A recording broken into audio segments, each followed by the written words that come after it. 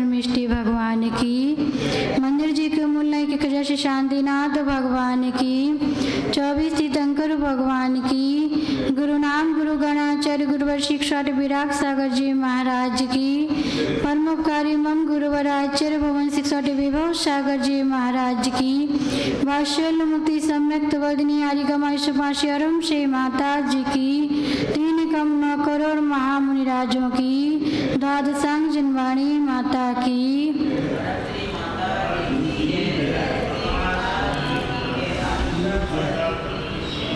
प्रिय आत्मन, चलते हैं स्वाध्याय के माध्यम से अपने जीवन में और एक गुण को वृद्धि करने के लिए।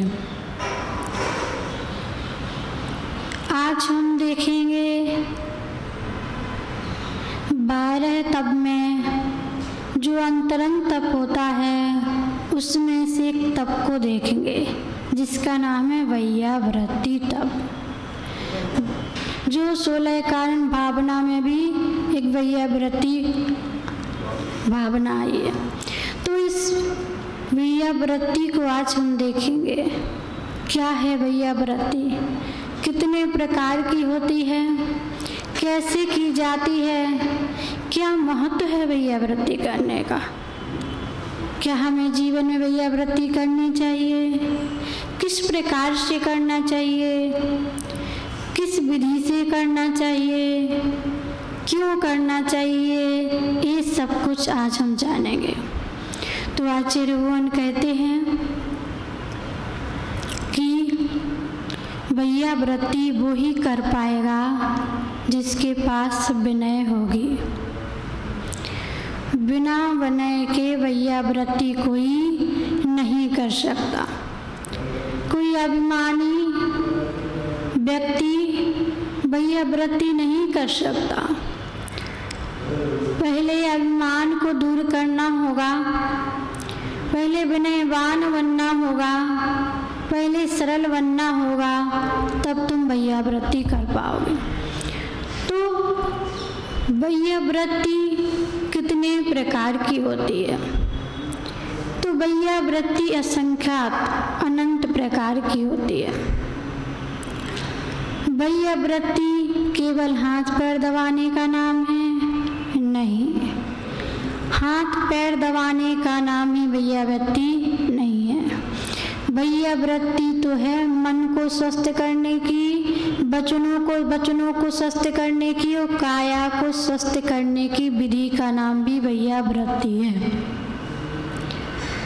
तो जो जिस अनुरूप वैयावृत्ति कर पाए। कोई तो करता है प्रवचन सुन के वैयावृत्ति कर रहा है। आप लोग क्या कर रहे हो? प्रवचन सुन के क्या कर रहे हो? वैयावृत्ति। कोई माइक लगा के वैयावृत्ति कर रहा है। कोई निवेदन करने जा रहा है कि चलो माता जी प्रवचन कर लो, चलो महाराज जी प्रवचन कर लो, ये भी वैयावृत्ति है। तो ये मत समझना कि बबीता जी सोचने लगे हमारे यहाँ तो सूतक लग गया, अब हम वैयावृत्ति कर ही नहीं सकते। नहीं, तुमने भी वैयावृत्ति कर ली क्योंकि तुम प्रवचन में बैठ गए। कर ली कि नहीं कर ली? तो वैयावृत्ति के अनेक प्रकार हैं। कौन किस प्रकार से करता है? हर श्रावक वैयावृत्ति कर सकता है और हर श्रावक वैयावृत्ति करता भी है।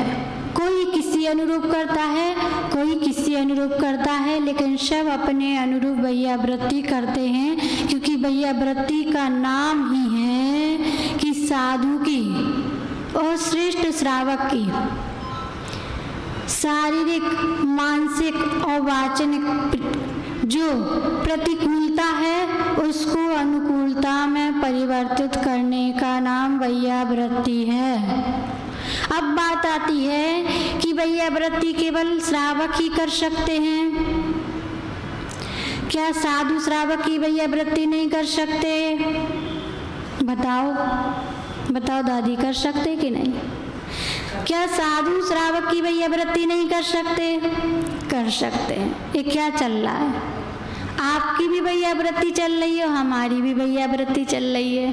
हम आपको सुना रहे हैं, जनवाणी का रसपान करा रहे हैं, तो हम भैया व्रती कर रहे हैं, और आप सुन रहे हैं विनय के साथ, तो आप भी भैया व्रती कर रहे हैं। तो भैया व्रती के अनेक प्रकार हैं, कौन किस प्रकार से करता है। कभी कभी जब साधु का मन अस्वस्थ हो जाता है, ऐसा श्रावक आके के बैठ जाता है कि वह जब जनवाणी की बात करता है, जनवाणी का रसपान करा देता है, और ऐसे ऐसे वचनों के माध्यम से अपनी भैया व्रती कर लेता है कि जिससे साधु को ऐसा लगता है कि चलो, अभी हम थोड़ी देर पहले कैसा महसूस कर रहे थे कि हम बीमार हैं, लेकिन आज इन ज्ञानी श्रावकों के आने पर हमने क्या हो गया, ऐसा लगने लगा कि हम स्वस्थ हो गए। तो भैया व्रती अनेक प्रकार की है। शारीरिक सेवा करना और साधु की अनुकूलता को बना देना भैया व्रती है।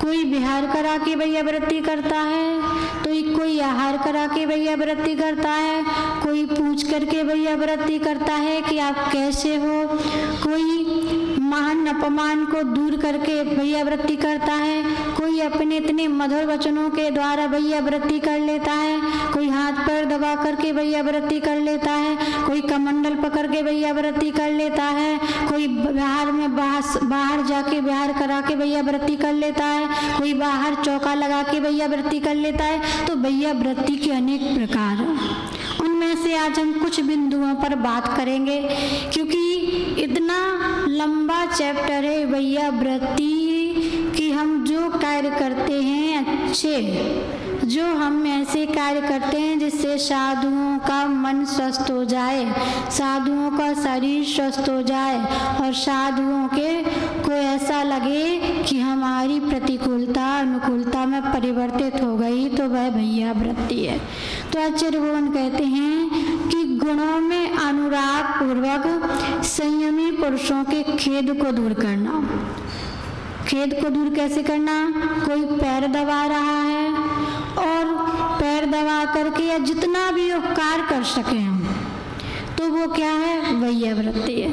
अब भैया व्रती करने पर हमें ऐसा लगता है कि हम दूसरे का उपकार कर रहे हैं, लेकिन वास्तविकता तो यह है कि हमारा ही उपकार होता है।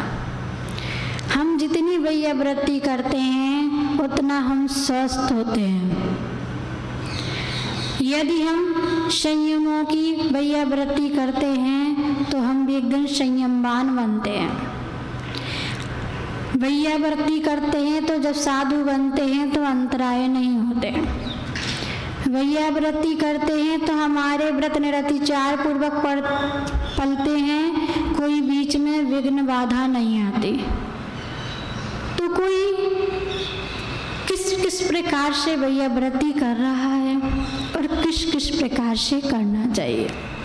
तो आचार्य भगवान कहते हैं कि जो जीव यदि साधु की भैया व्रती कर रहा है तो वह साधु के गुणों में वृद्धि कर रहा है, तप में वृद्धि कर रहा है, शील में वृद्धि कर रहा है, संयम में वृद्धि कर रहा है, यम नियम समाधि साधना सब में क्या कर रहा है? वृद्धि कर रहा है। और जब साधु को लग रहा था कि हमारी तो वैसा लगता है समाधि होने वाली है, लेकिन भैया व्रती कर दी तो क्या हो जाएगा?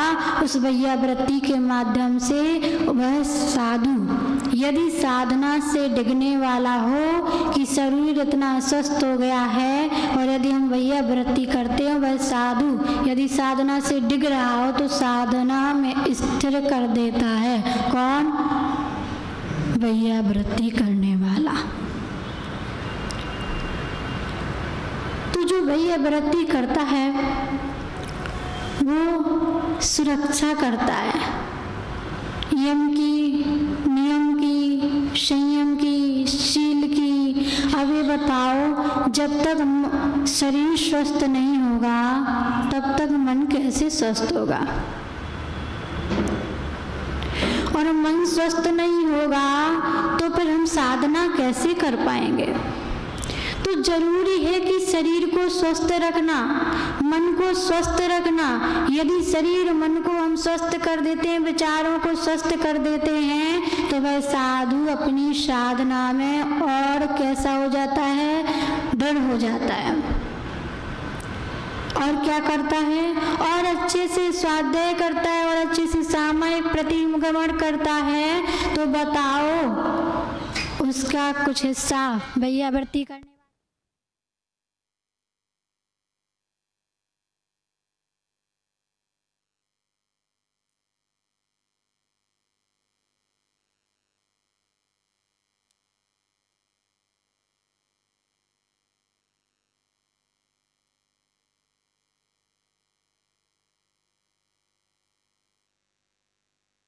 कुछ मांगने का कोई औचित्य नहीं है, लेकिन कुछ व्यवस्थाएं ऐसी होती हैं जो हमें संघ की बनानी होती हैं, और संघ की बनाने के साथ साथ स्वयं की।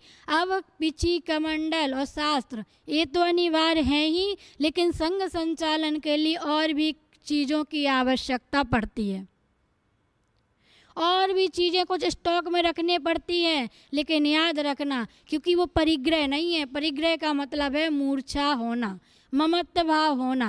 यदि उस समय जिस चीज़ का यूज कर रहे हैं उसी का परिग्रह का दोष लगेगा, क्योंकि हमारा बाकी चीज़ों से ममत्व भाव नहीं है। अब बिहार चल रहा है, यदि बिहार के द्वारा यदि हम और अपने पास सामग्री नहीं रखते हैं, कभी साड़ी नहीं रखते हो, साड़ी रास्ते में फट गई, कुछ हो गया, तो बताओ क्या करेंगे, किससे मांगेंगे। आज का श्रावक इतना बुद्धिमान विवेकशाली भी नहीं है कि वो आकर के स्वयं पूछे कि आप बताओ आपको कुछ आवश्यकता हो, या इतना कि हाँ हमें देखने पर लग रहा है कि इस चीज़ की आवश्यकता है तो हम स्वयं पूर्ति कर दें।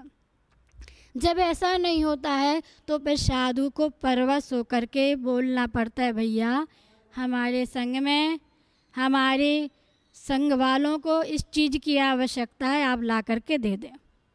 बार बार नहीं कहेगा, एक ही बार कहेगा। आप श्रावक बुद्धिमान होगा तो एक बार में ही सुन करके वो काम कर देगा। तो ये भी वैयावृत्ति है। समाज में रह करके सेवा करना ये तो फिर भी लोग कर देते हैं, लेकिन समाज के बाहर जाकर बिहार में जब कोई नहीं रहता है उस समय कम से कम फ़ोन लगा करके पूछ लेना कि हमारी आवश्यकता तो नहीं है, हम आ जाएं, आपका बिहार अच्छे से चल रहा है, श्रावक हैं कि नहीं है। ये भी वैयावृत्ति है। आज इतने एक्सीडेंट क्यों हो रहे हैं, आज इतनी दुर्घटनाएं क्यों हो रही हैं। आज दूसरे अन्य जो मतावलंबी हैं, अन्य मत वाले हैं, वो क्यों हमारे साधु संत पर आक्रमण कर रहे हैं, जानबूझकर उन पर गाड़ी चढ़ा रहे हैं, उनका एक्सीडेंट कर रहे हैं। क्यों? क्योंकि आज हम जागृत नहीं हुए हैं। अब यदि ये बताओ साधु के साथ 15-20 लोग चलेंगे तो सामने वाले की जो इतना हौसला होगा, सामने वाले की इतनी शक्ति होगी कि वो तुम्हारे साधु को कुछ कर दे? नहीं। अब 3, 4, 5 साधु हैं, एक बिहार करा रहा, तो सामने वाले का हौसला बढ़ेगा कि नहीं, कि सब अकेले हैं, एक है, और वो भी एक क्या पैसे दे दिए, नौकर लगा दिया, जाओ बिहार कराओ। अब सबको अपनी जान प्यारी होती है कि नहीं। अब एक पैसे देने वाला जरूरी नहीं है कि उतना श्रद्धावान होगा, उतना भक्तिवान होगा। तो आवश्यक है कि हम किस प्रकार से वैयावृत्ति करें। तो अब जब इतना समूह चलेगा साथ में तो सामने वाले की दम नहीं पड़ेगी। लेकिन आज श्रावक स्वयं चलने में कैसा हो रहा है, आलसी हो रहा है, वो स्वयं ही नहीं चल पाता। चलो ठीक है, नहीं चल पा रहा, लेकिन समय निकाल कर के गाड़ी से चले पीछे पीछे, एक गाड़ी पीछे लगाए, एक आगे लगाए, बीच में साधु को चलाएं, तो बताओ सामने वाला टक्कर मारेगा क्या? नहीं मारेगा। तो आज ये हादसे क्यों हो रहे हैं? ये हमारी कमी है, इस श्रावकों की कमी है, जिसकी कमी के कारण आज साधुओं को भुगतना पड़ रहा है। आज साधुओं का कौन है? जब श्रावक ही साधु का साथ नहीं देंगे तो और अन्य मत वालों से हम क्या अपेक्षा करेंगे। तो ये भी वैयावृत्ति है कि साधु को यथास्थान सही तरह पहुंचा देना। फिर हम कहते पहुंचाने के बाद तुरंत वापस आ जाओ। ऐसी ड्यूटी लगा दो कि बिहार कराएंगे इतने लोग, आहार में जाएंगे इतने लोग, रात्रि में विश्राम करने जाएंगे इतने लोग। अब बताओ, नई नई जगह रुकते हैं, जंगल में रुकते हैं, ऐसी अलग स्थान पर रुकते हैं जहाँ बहुत वीरान होता है, कोई व्यक्ति दिखता नहीं है और सोने के लिए जैन श्रावक भी नहीं होता है। तो बताओ, यदि कोई गेट तोड़ के आ गया, जिसको काम करना है, जिसको चोट पहुंचाना है, वो कुछ भी कर सकता है, तो वो क्यों ना पहुंचा पाएगा। अब उसके पास पता है कि यहाँ कोई है ही नहीं इनकी रक्षा करने के लिए। साधु साधु हैं, वो क्या कर लेंगे? ना तो वो हथियार उठाते हैं, ना वो हिंसा करते हैं, वो तो हिंसा का पालन करते हैं, उनके पास कुछ है भी नहीं। लेकिन हम इनकी जान ले लेंगे। क्यों? क्योंकि वो अनूप मंडल आदि ऐसे मंडल चल रहे हैं जो केवल किस लिए हैं? दिगंबर साधु हो चाहे श्वेतांबर साधु, सभी साधुओं का आज देखने में आ रहा है, हर दिन सुनने में आता है, आज उनका एक्सीडेंट हो गया, आज उनके ऊपर गाड़ी चढ़ गई, उनकी समाधि हो गई, वो ऑन स्पॉट ही समाप्त हो गए, उनकी संलेखना हो गई, समाधि हो गई। तो बताओ, ये भी एक वैया वृत्ति है। वैया वृत्ति हमने कहा बहुत प्रकार की होती है। यहाँ अपने घर में रहकर, अपने समाज में रहकर, अपने नगर में रहकर तो वैया वृत्ति फिर भी सब लोग कर लेते हैं, लेकिन जो नगर के बाहर जाकर के वैया वृत्ति करता है, उसकी वैया वृत्ति विशेष ही होती है। यहाँ तो कमेटी सारी व्यवस्था बना रही है, चातुर्मास है, कमेटी को पहले रूप से बना दिया है कि मुनि संघ सेवा ऐसा करेगा, बाकी समिति या पंचायत समिति ऐसा करेंगी, सबके काम। किसी को औषधि के रूप में ये औषधि का काम करेंगे, जब बीमार होगा कोई साधु संत त्यागी व्रती तो इसका काम है डॉक्टर को बुलाना और ध्यान रखना। तो इस प्रकार से कमेटियाँ अनेक अनेक प्रकार से बन जाती हैं और क्या करती हैं, अपने अपने कर्तव्य का पालन करती हैं। यहाँ चातुर्मास में तो सारी व्यवस्थाएं हो जाती हैं, लेकिन कभी हमने सोचा है कि चातुर्मास के बाद हम जो यूं ही अपने साधुओं को, हमारे नगर से साधु बाहर गए, फिर तो हमें ध्यान ही नहीं है, फिर तो हम अपने कामों में मस्त हो गए, फिर तो कोई है साथ में या नहीं है, या अकेले चल रहे हैं, हमें कोई मतलब नहीं है, हमने तो चातुर्मास करा लिया, अब तो बिहार हो गया, अब हमारे यहाँ से बिहार हो गया, हमारी ड्यूटी ख़त्म। लेकिन याद रखना, ड्यूटी ख़त्म नहीं हुई है। हमें देवशास्त्र गुरु की रक्षा करना हमारे जीवन का मुख्य कर्तव्य है। यदि हम इस कर्तव्य का पालन नहीं करते हैं तो बताओ, हम कैसे श्रावक, हम कैसे जैन? हम कहते हैं हम श्रावक हैं, श्रावक होने का दायित्व तो निभाना पड़ेगा कि नहीं? तो ये वैया वृत्ति करने के लिए ऐसे लोग भी उपस्थित होते हैं कि जो जंगल में भगवान की तरह आकर के क्या करते हैं, श्रावक साधु की वैया वृत्ति कर जाते हैं। देखते हैं कि यहाँ किस प्रकार की व्यवस्था है, आगे आवास की व्यवस्था कैसी करनी है, कहाँ ठहराएंगे, वहाँ कैसी व्यवस्था है, वहाँ के लोग आसपास के कैसे हैं। तो इस प्रकार से अच्छा ये बताओ, हम जब घर में रहते हैं तो अब हमारी बेटी चाहे 2-3 क्यों ना हो, हम अपनी 4 बेटियों को भी कोई कह दे कि जाओ एक जगह जा कर के तुम रुक जाना, 4 तो हो, काफ़ी हो, कितने हो, 4-5 हो ना, काफ़ी हो, ज़रूरत नहीं है, तुम आराम से उस स्कूल में जाके रुक जाना। छोड़ दोगे क्या? नहीं छोड़ोगे, नहीं छोड़ोगे ना। तो साधु संत कौन है? हमारे बेटी बेटियां ही तो हैं, हमारे पुत्र पुत्रियां ही तो हैं, लेकिन हम उनके लिए कह देते कोई बात नहीं, वो तो चले जाएंगे। नहीं, जब हम सब जागृत हो जाएंगे या हम कुछ इस प्रकार की प्लानिंग बना लेंगे कि हम सब समाज वाले आपस, जितने भी हरियाणा हो, यूपी हो, ऐसे सब मिल कर के जहाँ तक हमारा टारगेट है पहुँचाने का, वहाँ तक की हम एक ऐसी लिंक बना लें कि भैया देखो, हम यहाँ से यहाँ तक हमारी जिम्मेदारी है अच्छे से बिहार कराने की, और यहाँ से यहाँ तक आपको पहुँचाना है, वहाँ से आप तक आपको लक्ष्य तक यहाँ तक पहुँचाना है, और जहाँ से बिहार हो रहा है वहाँ के लोगों को देखने जाना है बीच बीच में कि आगे की समाज साथ दे रही है कि नहीं, कि केवल बोल ही रही है कि नहीं भैया हम देख लेंगे, नहीं भैया हम पहुंचा देंगे। और पता चला इतने डरपोक हैं कि स्वयं गाड़ी में बैठे हैं और हम हाईवे पर चल रहे हैं, वो शॉर्ट रास्ता से जा रहे हैं गाड़ी लेकर के। क्यों? क्योंकि थक जाते हैं और हम गाड़ी इतने आगे पीछे नहीं चलाते हैं और क्या हो जाता है? एक्सीडेंट हो जाता है। हम उस निधि को खो देते हैं जो निधि बहुत दुर्लभ है। कितने लोग हैं जैन और कितने साधु हैं जैन में से, कितने साधु बन पाए? याद रखना, गिनती भी गिनेंगे, बस गिनती के ही साधु हैं। श्रावक तो बहुत सारे हैं, लेकिन श्रावक साधु कब बनेंगे? जो साधु हैं कम से कम हम उनकी सेवा कर लें, उनकी सुरक्षा कर लें, हमारा दायित्व है। तो जब हम इस प्रकार का संगठन बनाते हैं, इस प्रकार से अपना दायित्व समझते हैं कि हमारा दायित्व क्या है, ये हमारे घर के ही बेटे बेटियां हैं, हम इनको अकेला नहीं छोड़ सकते, इनके साथ कोई दुर्घटना हो गई तो हम क्या करेंगे? जब हम इस प्रकार की भावना भाएंगे, जब हम उनके दुख दर्द को अपना समझेंगे, तब हमें समझ में आएगा। नहीं, हम तो चला देते हैं, पता चला गर्मी का समय 20 किलोमीटर चला दिया एक टाइम में। क्यों?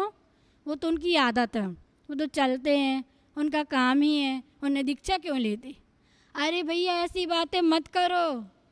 सहनन सबका बराबर है, सहनन सबका बराबर है। उनने नियम ले लिया है, वो अपने नियम का अपनी आखिरी श्वास तक पालन करेंगे। लेकिन तुम्हारा जो कर्तव्य है, तुम तो कम से कम कर्म बंद मत करो, तुम तो कर्मों को की निर्जरा करो और ऐसी भावनाएं बाओ कि नहीं, जिस प्रकार से हमें प्यास लगती है, भूख लगती है, उसी प्रकार से इन्हें भी लगती है। इनका नियम है इसलिए ले नहीं सकते, हमारा नियम नहीं है इसलिए हम ले सकते हैं। इसलिए हम ले सकते हैं तो हम तो और भी ज़्यादा बिहार में चल सकते हैं, और भी ज़्यादा हम भैया भक्ति कर सकते हैं। क्योंकि हम तो जब खा पी लेंगे तो थोड़ी देर हमारे जो पैर दर्द होंगे, हाथ पैर में दर्द होगा, हमें गर्मी बढ़ेगी, वो शांत हो जाएगी। क्योंकि आधी थकावट तो खाने पीने से ही चली जाती है। क्या हो जाता है, जब हम दीदी थे और बिहार करते थे, थक जाते थे, तो हम जब समझ लेते थे, अब जाकर स्वयं कुछ हम थोड़ी देर में कुछ ले लेते थे तो हमारी आधी थकावट चली जाती थी। तब हम जानते थे कि सच में खाने पीने से तो आधी थकावट चली जाती है, आधी जो रह जाती है वो सोने से चली जाती है।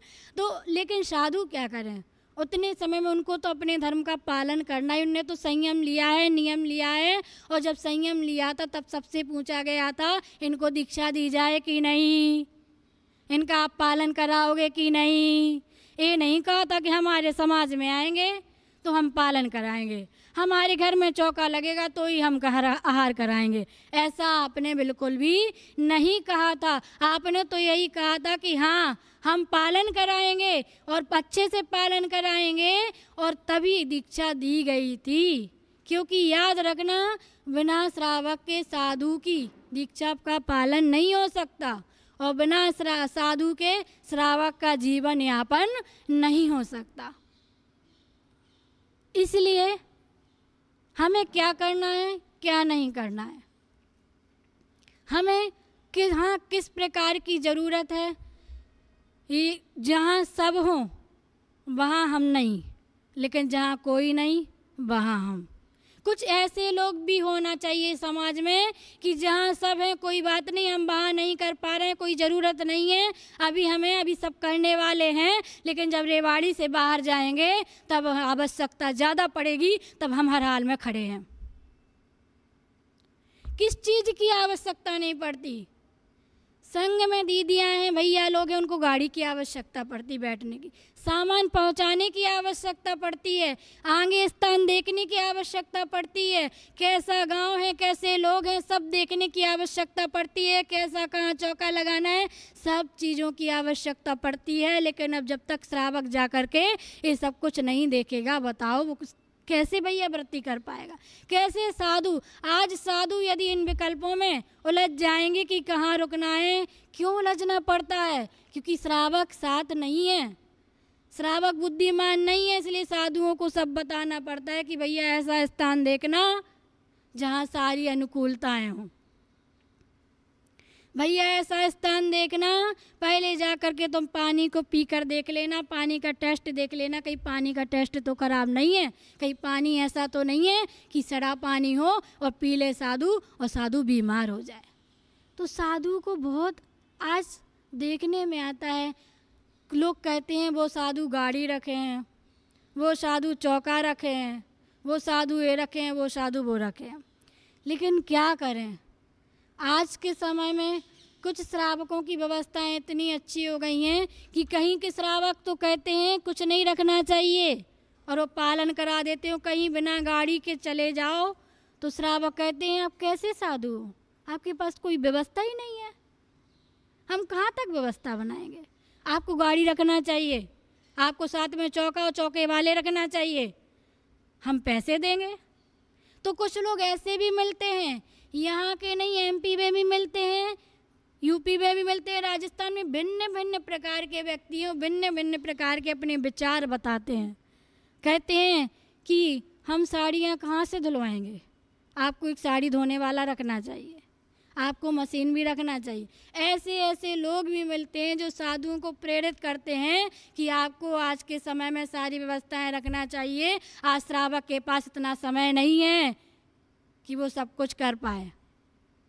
आज श्रावक आ करके थोड़ा समय निकाल के आपके आहारी कराए, उतना ही समय है श्रावक के पास और समय नहीं है। तो जो इस प्रकार की वार्तालाप करता है, जो इस प्रकार के विचार देता है, जो इस प्रकार से कहता है कि आपको एक ही सामग्री रखनी चाहिए, वो तीव्र कर्म का बंध करता है।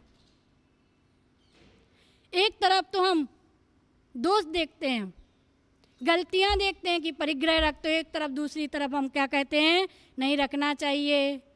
तो बताओ कैसे भला होगा। श्रावक ही साधु बनता है, साधु कहीं ऊपर से नहीं आता है। हमारे घर के बच्चे ही, हमारे घर के लोग ही साधु बनते हैं। साधु कहीं अलग से आता नहीं है, उसमें कोई अलग से दिव्य शक्ति नहीं आ जाती है। लेकिन वो तो अपनी साधना को, उसने तो संयम लिया है तो अपनी संयम का पालन करेगा। लेकिन तुम्हारा क्या कर्तव्य है। तो आचार्य भगवान बहुत अच्छे से बता रहे हैं कि यदि साधु पीड़ित है, पीड़ा में है, तो वैयावृत्ति के माध्यम से औषधि दे करके किसी न किसी प्रकार से उसको स्वस्थ कर देना और साधना में लगा देना, यह श्रावक का कर्तव्य है। और जो श्रावक यदि साधु की वैयावृत्ति करता है तो अनायास उसके गुणों की वृद्धि होती है, अलग से उसे गुणों की वृद्धि नहीं करनी पड़ती है। क्यों? आज कुछ साधुओं से सुनने में मिल जाता है कि क्या बात है, आज आप अपने इतने उपवास कैसे कर लेते, आज आपको पहले तो कुछ नहीं आता था, आज आप इतने अच्छे प्रवचन क्यों कर लेते हो, आज क्या बात है, आप इतनी चमक क्यों हैं, आज देखो आप कितने अच्छे से व्रतों का पालन कर रहे हैं। जब आप आए थे ब्रह्मचारी बन के, हमें तो नहीं लगता था कि आप कुछ कर पाओगे। जब आचार्य भुवन प्रसन्न सागर महाराज जी से पूछा गया, जो आज इतने सारे व्रत कर रहे हैं, उपवास कर रहे हैं, उनसे पूछा गया कि भैया आप क्या करते थे जब आप भैया थे, अभी तो आप महाराज जी हो गए, आप क्या करते थे जिसके कारण आज आप इतने उपवास करते हैं। तो महाराज जी बताते हैं, एक दिन ऐसा था कि मुझे एक उपवास करने के लिए रोना पड़ता था, एक उपवास करते भी नहीं बनता था मुझसे। लेकिन मैंने क्या किया, जब भी मैं संघ में आया तो मुझे जैसा मौका मिला, जैसे ही पता चला आचार्य के रूम से बाहर है, मैंने आचार्य के रूम को साफ कर दिया, पोंछा झाड़ू कर दिया, अपने कपड़े धोए, और हमने ना जाने कितने चुल्लक जी हैं उनके कपड़े धोए, कितनी वैयावृत्ति की है। और वैयावृत्ति करने के बाद आज मुझ में इतनी शक्ति आई है कि मैं क्या कर पा रहा हूँ, मैं आज इतनी साधना कर पा रहा हूँ।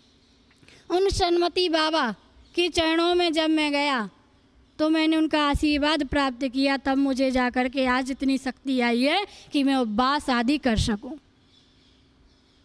तो बहुत सारी चीज़ें। अब जब ये बताओ, जो जिस चीज़ को छुएगा, जो तेल लगाएगा हाथों से, उसके हाथ चिकने पहले होंगे कि बाद में होंगे? पहले होंगे। अब जो तेल लगा रहा है तो पहले तो उसके हाथ ही चिकने होंगे, फिर जिसको लगा रहा है वो चिकना होगा। तो जिस प्रकार से जब हम वैयावृत्ति करते हैं तो हमारा शरीर तो पहले स्वस्थ होता है, और जिसकी हम कर रहे हैं साधु संतों की, ऐसा उनका शरीर भी स्वस्थ होता है। और क्या होता है इसके बाद? आपने देखा होगा कि हमारे अंदर हमें बहुत सारी चीज़ें नहीं आती, हमारी बुद्धि कम भी होती है, तो बुद्धि भी वृद्धि को प्राप्त हो जाती है। किस कारण से? ये भैया वृत्ति महान गुण है। लोग सुना देंगे, पढ़ा देंगे, पढ़ लेंगे, ये तो सब में हो सकता है। पढ़ने वाले आ जाएंगे, स्वाध्याय करने वाले भी आ जाएंगे, लेकिन भैया वृत्ति करने वाले भी बहुत ज़रूरी हैं कि अब कैसे क्या करें। ये कहने वाले नहीं चाहिए कि आप तो बीमार ही बने रहते हैं। आपका हमने चातुर्मास किस लिए कराया? हमें पता होता कि आप बीमार ही रहोगे तो हम तो चातुर्मास ही ना कराते। हमें तो आपसे प्रवचन चाहिए, हमें तो आपसे तीनों काल का स्वाध्याय भी चाहिए, हमें तो सब चाहिए आपसे, क्योंकि हमने चातुर्मास कराया है।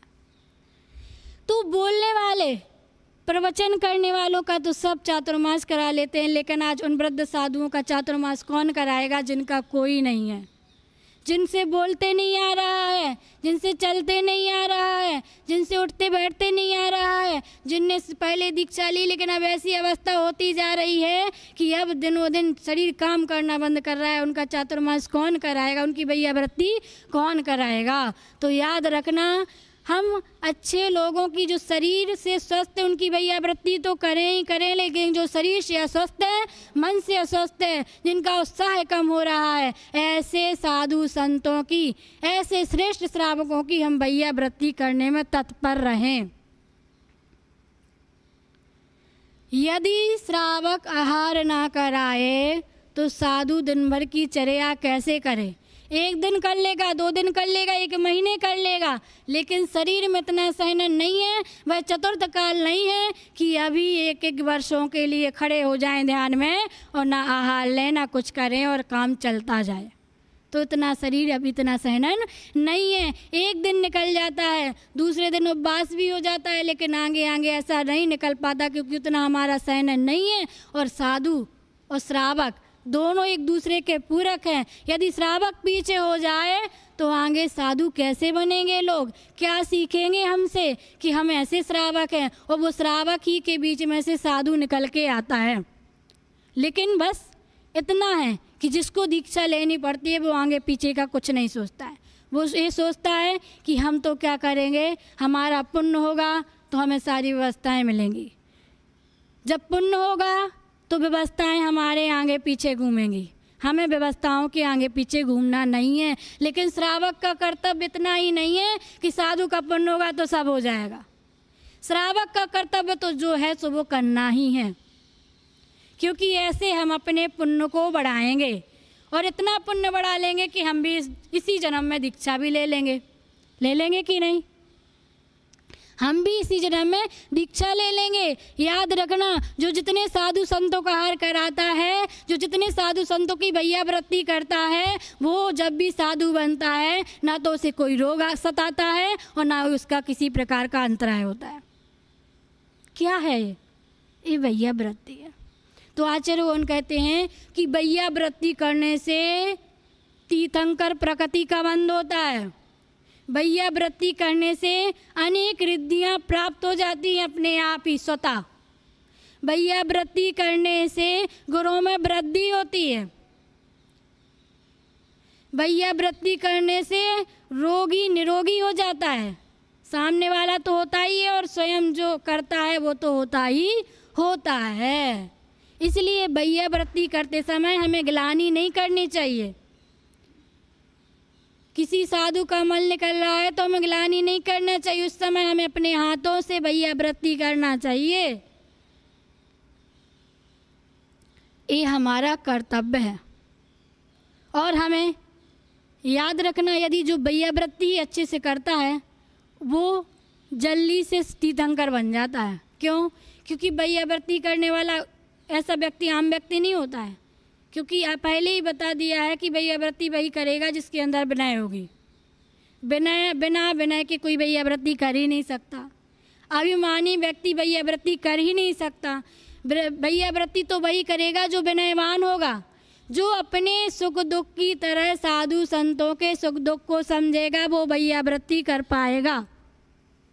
जो अपने सदस्य की तरह साधु संतों को समझेगा वो वैयावृत्ति कर पाएगा। जो ये सोचेगा चलो हमारे घर अभी 4 सदस्य थे, 5 और आ गए, हम 9 सदस्य हो गए। कितने हो गए?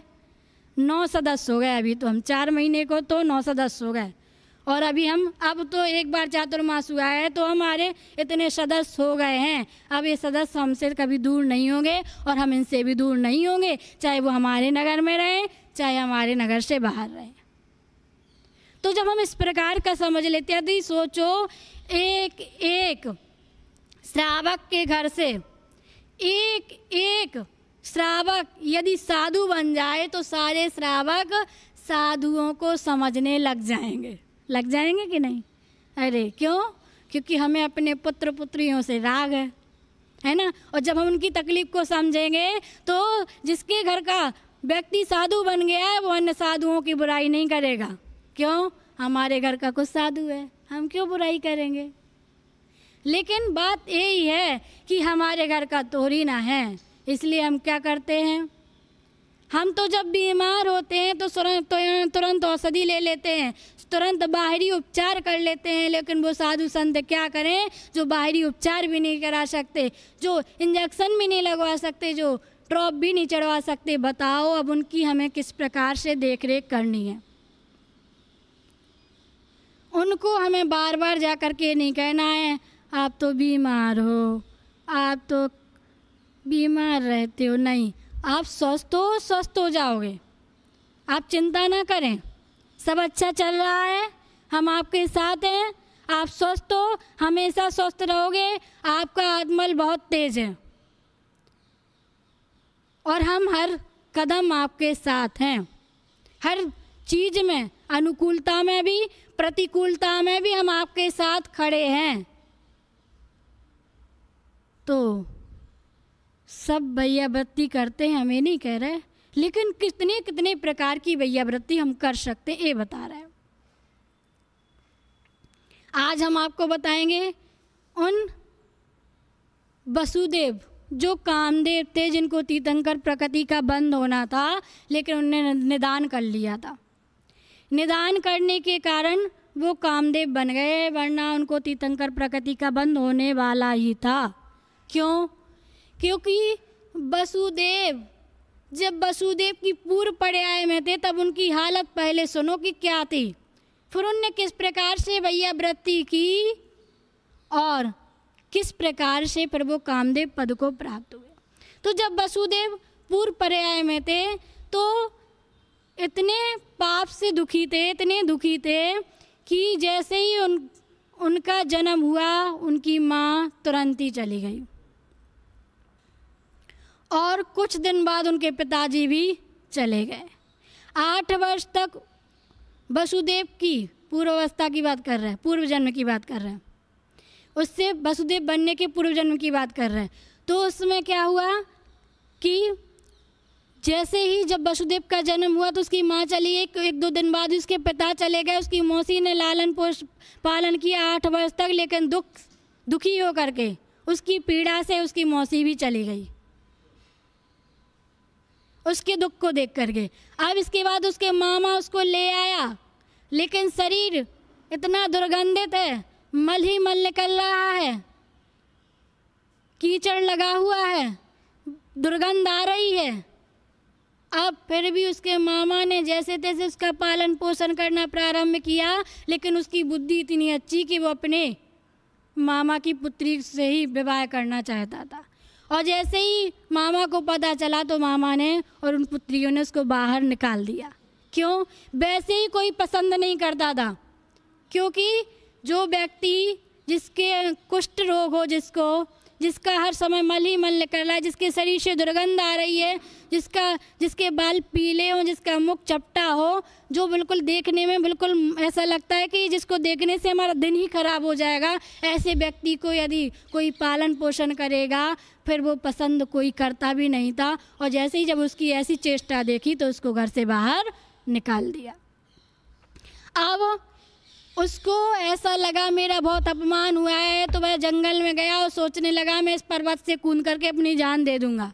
लेकिन पुण्य का योग था कि उसको वहीं पर एक साधु दिख गए साधना करते हुए। साधु दिख गए तो साधु का उपदेश उसने सुना, और उपदेश इतना अच्छे से सुना कि उसने सब कुछ त्याग कर लिया और दीक्षा धारण कर ली। अब दीक्षा धारण करके वह नंदीशरण नाम का मुनिराज हो गया।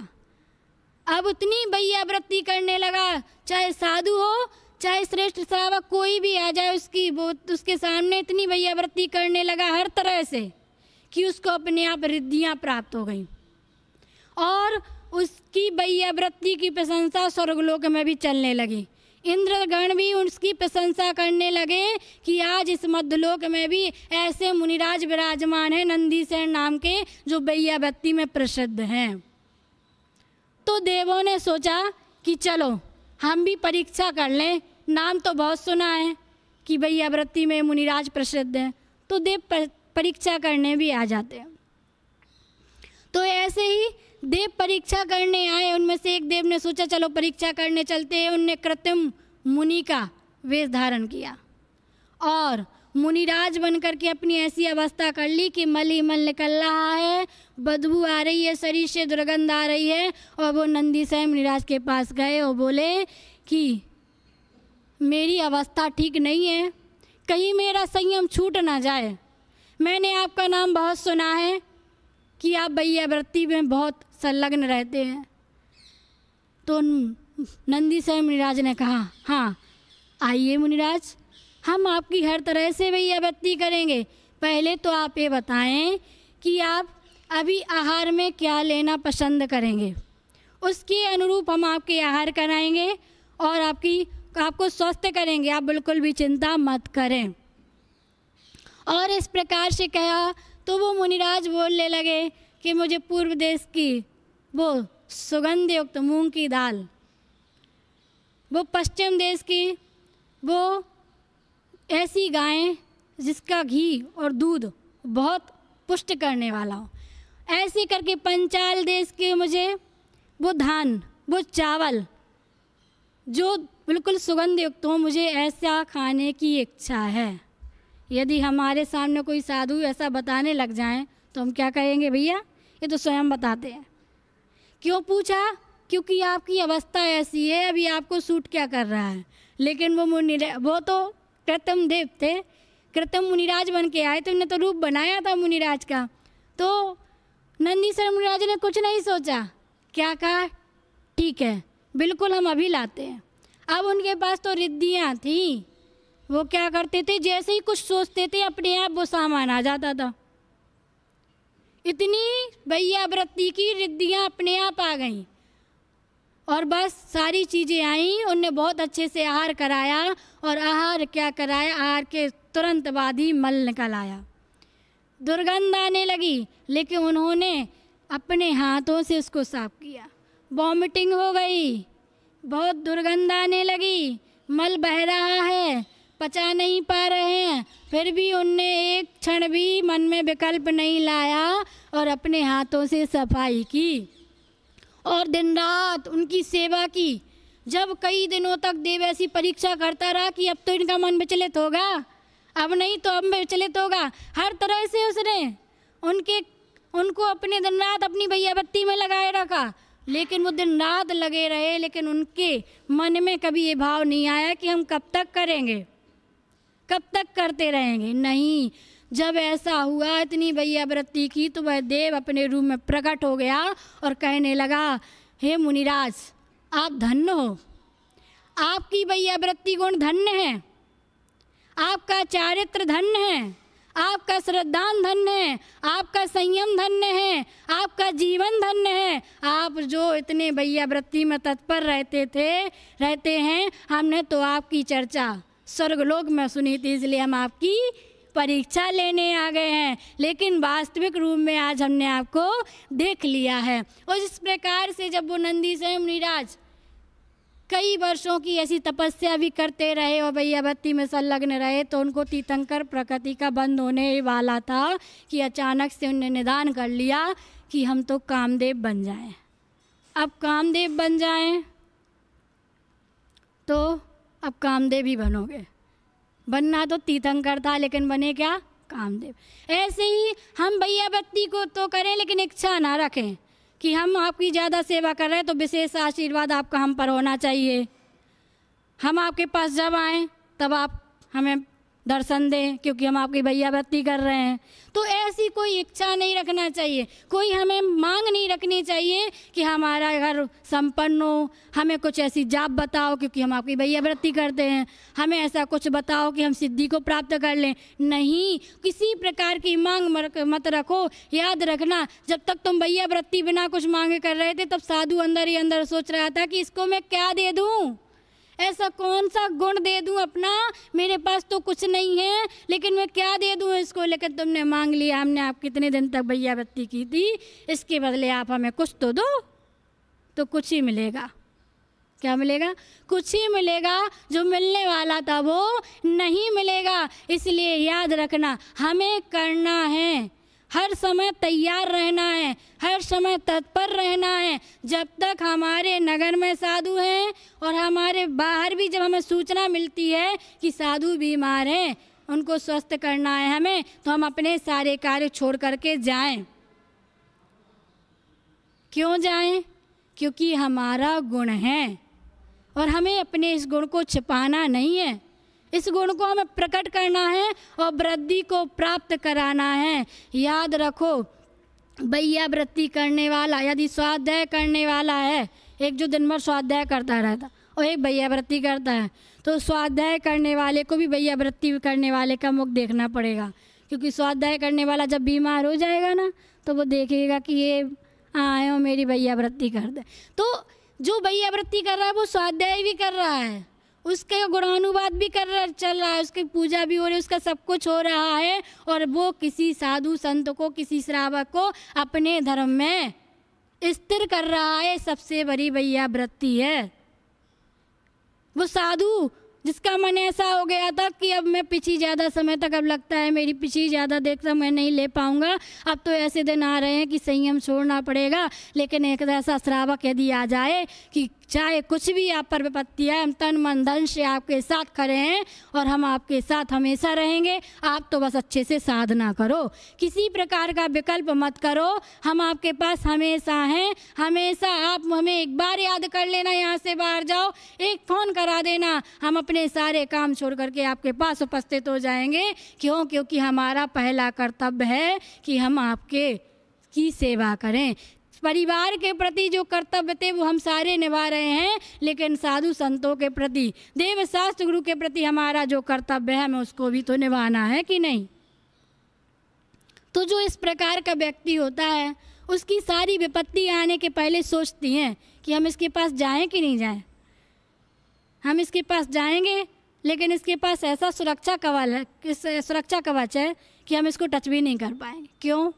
क्योंकि उसने ऐसा सुरक्षा कवच बना लिया।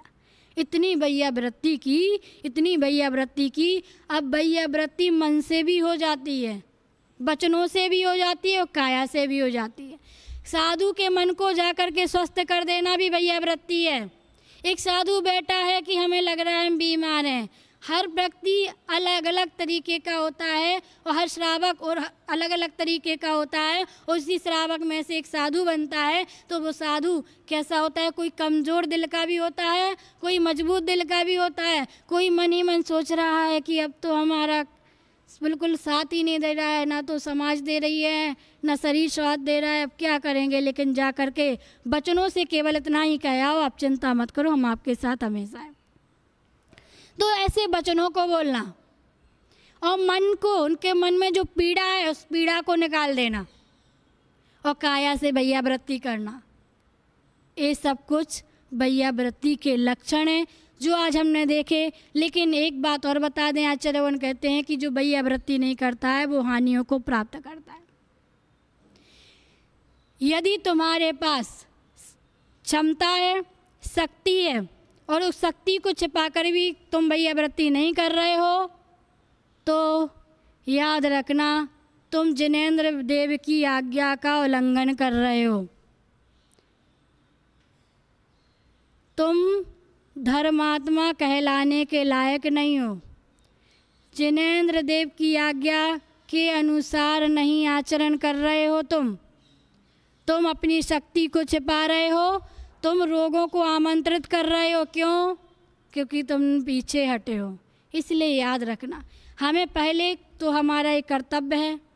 पहले के श्रावक ऐसे होते थे कि यदि साधु भी ना हुआ हमारे नगर में तो वो अपना शुद्ध भोजन बनाते थे और शुद्ध भोजन बना करके अपने घर के दरवाजे पर प्रगान करते थे और छत पर जा कर के प्रगान करते थे कि चारण रिद्धिधारी मुनिराज तो आज भी विचरण कर रहे हैं, आज भी हमें छू के जाते हैं लेकिन हमें पता नहीं चलता है, आज भी विचरण कर रहे हैं। यदि आज हम यहाँ से प्रगान करेंगे तो उनको तो सब दिख रहा है, हमें वो ज़रूर नहीं दिख रहे हैं लेकिन हम उनको दिख रहे हैं। लेकिन आज तो हमारे पास इतना भी समय नहीं है कि हमारे नगर में यदि 1-2 किलोमीटर पे भी साधु हैं तो हम जा कर के कम से कम इतना तो हमारा नियम हो कि हम 1 गिलास दे आएंगे, हमें जल्दी है, 1 गिलास दे करके हम वापस आ जाएंगे, लेकिन बिना साधु को आहार दिए हम भोजन नहीं करेंगे। क्योंकि आचार्य भगवान रहनसार में कहते हैं जो साधु संतों के आहार का समय निकाल करके आहार पानी को ग्रहण करता है वो नियम से एक ना एक दिन मोक्ष जाता है। तो हमारे पास तो इतना भी समय नहीं है कि हम इस प्रकार से कर सकें कि हम एक बार हो आएँ, ये भी हमारे पास समय नहीं बचा है कि हम कम से कम एक बार तो साधु के पास हो आएँ। तो याद रखना, जितने भी लोग बैठे हैं यहाँ वो सब भैया वृत्ति कर रहे हैं, क्योंकि प्रवचन सुनना भी भैया वृत्ति है कि नहीं है। इसलिए आप और हम भैया वृत्ति में और जागृत हो सकें। आप भी भैया वृत्ति करो, आप हमारी भैया वृत्ति करो और हम अपनी अनुकूलता के अनुसार आपके अनुरूप जो जो भैया वृत्ति कर पाएँ वो हम भी कर सकें। क्योंकि साधु भी करता है और श्रावक भी करता है, करने का अलग अलग तरीका होता है। हम आपके हाथ पैर नहीं दबा सकते लेकिन आपके मन को स्वस्थ कर सकते हैं। कैसे? जनवाणी का रसपान करा करके। हम आपकी काया को स्वस्थ कर सकते हैं। कैसे? बता करके कि अब तुम्हें ये खाना, तुम्हारा स्वास्थ्य कैसा है, तुम ठीक हो ना। जब साधु श्रावक से पूछता है कि तुम कैसे हो तो श्रावक को एक अलग आनंद की अनुभूति होती है कि नहीं। तो साधु भी श्रावक की भैयावृत्ति कर लेता है और श्रावक भी साधु की भैयावृत्ति करता है। तो भैयावृत्ति अनेक प्रकार की होती है और सब करते हैं। ऐसा नहीं है कि आहार देने वाला ही कि पैर हाथ दबाने वाला ही भैयावृत्ति कर रहा है। भैयावृत्ति कोई जा कर के पूछ लेता है, कोई कमंडल, कोई पाटा लगाता है, कोई माइक लगाता है, कोई निवेदन करता है, कोई लेने जाता है और कमेटी जो पहले से जा कर के निमंत्रण देती है, आमंत्रण देती है कि हमें चातुर्मास कराने आप हमारे यहाँ चलें। तो ये सब कुछ भैयावृत्ति ही है। अब एक बात बताओ कि साधु की भैयावृत्ति, यदि पुरुष साधु है तो क्या उसकी भैयावृत्ति केवल पुरुष ही कर पाएगा क्या? यदि महिला साधु है अर्थात आरिका है, चुल्लिका है, तो उसकी क्या महिलाएं ही भैयावृत्ति कर सकती क्या पुरुष वर्ग नहीं कर सकते? बताओ। कर सकते हैं, क्योंकि हमने पहले बता दिया है भैयावृत्ति केवल हाथ पैर दबाने का काम नहीं है। भैयावृत्ति तो हर तरह से सुविधा जुटाने की, अनुकूलता करने की, अनुकूलताएं लाने की भैयावृत्ति है। कोई जंगल ले जा कर के भैयावृत्ति करता है, कोई विहार करा के करता है, कोई नारियल चढ़ा के करता है, कोई प्रवचन करा के करता है, कोई माइक लगा के कराता है, कोई आहार दे करके करता है, कोई औषधि ला करके करता है, कोई डॉक्टर को ला करके करता है, कोई बार बार पूछने जाता है, कोई तीनों टाइम का स्वाध्याय सुनने आता है। अनेक प्रकार की भैयावृत्ति है, इतने लक्षण है कि भेद नहीं कर सकते। फिर भी आचार्य भगवान उमा स्वामी जी महाराज तो कह रहे हैं कि 10 प्रकार की भैयावृत्ति होती है। लेकिन ये भैयावृत्ति हजार लाखों करोड़ों प्रकार की होती है। एक शब्द याद कर लो, साधु की प्रतिकूलता को अनुकूलता में परिवर्तित करने का नाम भैयावृत्ति है। अब अनुकूलता में सारी चीज़ें आ जाएंगी। चाहे आप जाके 2 मीठे वचन बोल दो और चाहे तो आप जा कर के 2 कड़वे वचन बोल दो। कड़वे वचन बोल दिए तो भैयावृत्ति नहीं की और मीठे वचन बोल दिए तो भैयावृत्ति कर ली। तो भैयावृत्ति के बहुत प्रकार हैं। इस पर 10 घंटे, 20 घंटे, 24 घंटे कितना भी बोला जाए उतना कम है, क्योंकि ये भैयावृत्ति विशेष गुण हैं। इस गुण के होने पर बाकी सारे गुण हमारे अंदर समाहित हो जाते हैं। क्योंकि भैयावृत्ति करने वाले के पास पहले ही देवशास्त्र गुरु के प्रति समर्पण होता है, विनय होता है, श्रद्धान होता है, सम्यक दर्शन होता है, ये सब कुछ चीज़ें पहले ही रहती हैं, तभी वह व्यक्ति वैयावृत्ति कर पाता है, वरना तो उसके पास टाइम ही नहीं है। तो याद रखना, इस गुण को हम वृद्धिगत करें। ये हमारे अंदर का गुण है, ये भाई अंतरंग तप है, इसको हम तपें और इतना ज़्यादा करें, इतना ज़्यादा करें कि सारे गुण हमारे अंदर समाहित हो जाएं।